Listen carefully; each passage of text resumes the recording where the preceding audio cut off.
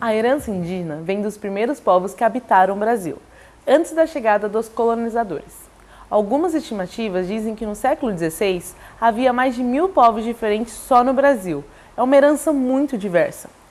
Para entender um pouco da relação dessas culturas ancestrais com a natureza, nós trouxemos duas narrativas onde as árvores se tornam protagonistas da história. A primeira lenda, do povo ticuna, usa o jenipapo para falar da origem das pessoas. O jenipapo é o fruto de uma árvore chamada jenipapeiro, que é típica das florestas tropicais das Américas, que pode chegar até 15 metros de altura. Segundo o Chicuna, esse fruto foi importante na divisão de povos. O jenipapo e a origem das pessoas. Teti Aruí era mulher de Joy, mas ficou gestante de Ipi. Joy não gostou disso e resolveu castigar o irmão. Assim que a criança nasceu, Joy mandou Ipi buscar jenipapo para pintar o menino. Quando Ipi subiu na árvore, ela começou a crescer, quase alcançando o céu. Ipi sofreu muito, mas por fim conseguiu apanhar uma fruta. Desceu da árvore, transformando em tuncandeira, trazendo o jenipapo na boca. Joy mandou Ipi ralar a fruta sem parar.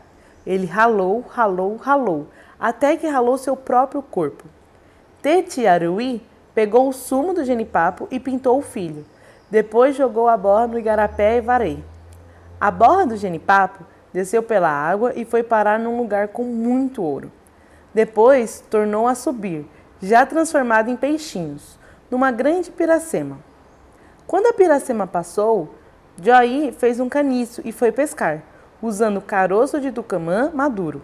Mas os peixes, quando caíam na terra, viravam animais: queixada, anta, veado, caititu e muitos outros. Aí, Joy usou a isca de macaxeira, e com essa isca, os peixinhos se transformavam em gente. Joy aproveitou e pescou muita gente, mas seu irmão não estava entre essas pessoas. Joy então entregou um caniço para Teti Aruí, e ela conseguiu fisgar um peixinho que tinha uma mancha de ouro na testa. Era o Ipi. Ipi saltou em terra, pegou o caniço e pescou os peruanos e outros povos. Esse pessoal foi embora com o Ipi para o lado onde o sol se põe. Da gente pescada por Joy, descenderam os Chicuna e também outros povos que rumaram para o lado onde o sol nasce, inclusive os brancos e os negros. E aí, gostou dessa história? Jenipapo é uma palavra de origem tupi que significa fruta que serve para pintar. Essa fruta é muito importante para o Chicuna, um povo que vive na fronteira amazônica entre Brasil, Colômbia e Peru. Para o Chicuna, pintar o corpo com o jenipapo protege contra doenças e outros males. Como a gente viu, quando uma criança nasce, ela tem o corpo pintado. Essa crença na proteção é tão forte que em festas e confraternizações, os corpos dos participantes são pintados mais uma vez.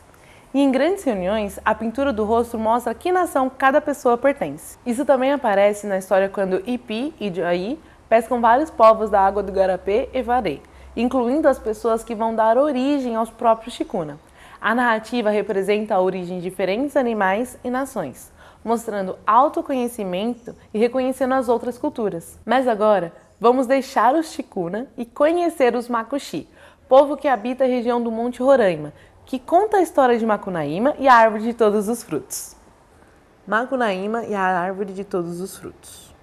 O sol estava apaixonado pela lua, a lua pelo sol, e era um triste caso de amor.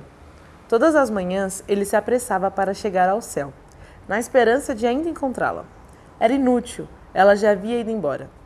Nas tardes, ele tingia as nuvens de todas as cores do arco-íris, enfeitava-se de vermelhos e amarelos, pensando que a sua amada ia chegar. Mas ela sempre demorava e ele tinha que partir. A lua se desesperava. Também ela corria atrás do sol. Às vezes minguava, chorando inconsolável. Às vezes enchia, ficava enorme e luminosa, toda plena de esperança. E por milhares de anos foi assim. Um amor que não se consumava. Em algumas tardes, a lua conseguia escapar e vinha espiar o sol, mas estava ficando tão fraca que ele não a percebia. Nas terras de Roraima, nas montanhas mais altas, existia um lago muito azul e cristalino formado pelas lágrimas da lua quando chorava pelo sol. Ela passava noites e noites ali debruçada, lastimando-se de saudade, lamentando a ausência do amado. derramando-se em dor e tristeza. Tanto chorou que os pássaros e os animais da floresta foram interceder por ela junto à Mãe Natureza. Ela ouviu-os atentamente e respondeu: "O que me pedem é impossível. O sol deve iluminar os dias e a lua as noites. Essa é a ordem natural do mundo e não pode ser alterada. Um dia esse amor vai acabar como acabam todos os amores." Milhares de anos se passaram e nada. O amor dos dois era cada vez mais forte e mais sofrido. O pequeno lago de lágrimas estava quase transbordando, e os pássaros preocupados voltaram a procurar a Mãe Natureza. Penalizada com toda aquela tristeza, ela resolveu dar um jeito na situação. Era preciso que eles se encontrassem ao menos de vez em quando. Depois de muito pensar, ela criou o eclipse. Um dia, o sol cruzou com a lua no imenso céu azul. Ele, imenso e resplandecente, a engoliu toda em um enorme abraço de amor. Os pássaros e os bichos ficaram imóveis e calados diante de tanta felicidade. O mundo apagou-se por algum tempo para permitir aos dois maiores intimidades.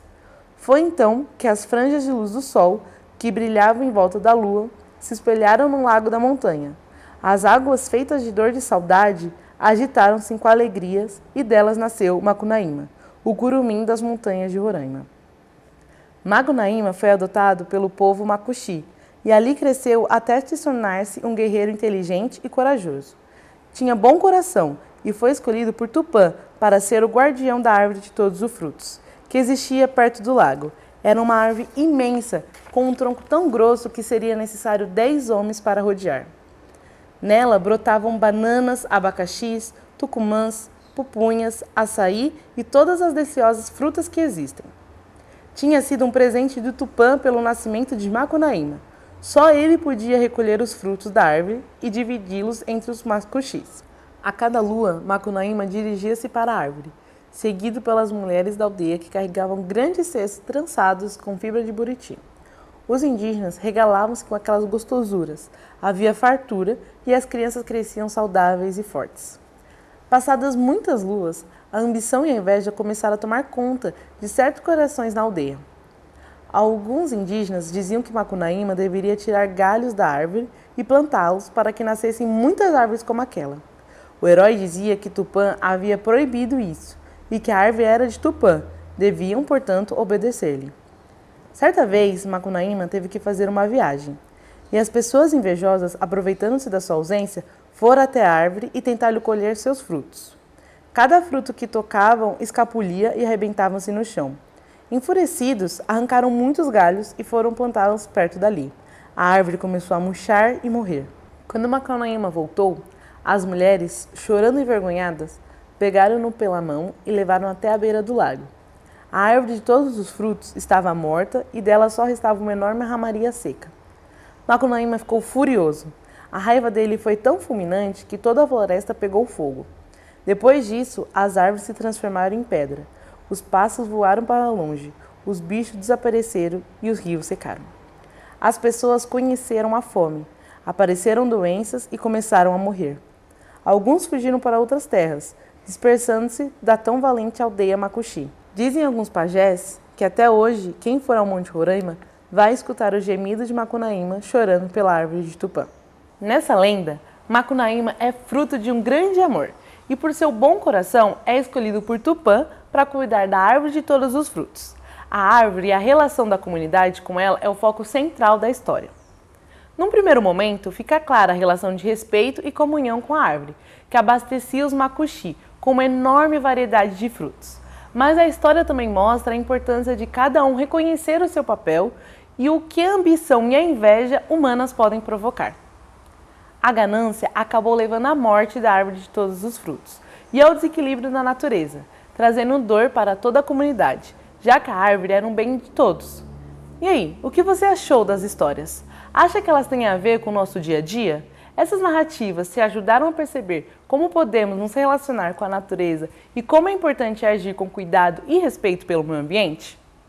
Através da oralidade, essas histórias mostram aos seus povos que a natureza é um agente central no cotidiano e reforçam valores sociais e éticos. A árvore de todos os frutos, por exemplo, simboliza a oportunidade de uma vida saudável, boa e equilibrada. Bem interessante o que aprendemos com essas duas histórias indígenas, não acha? Mas não paramos por aqui. No próximo vídeo, vamos explorar a herança africana. Te espero lá!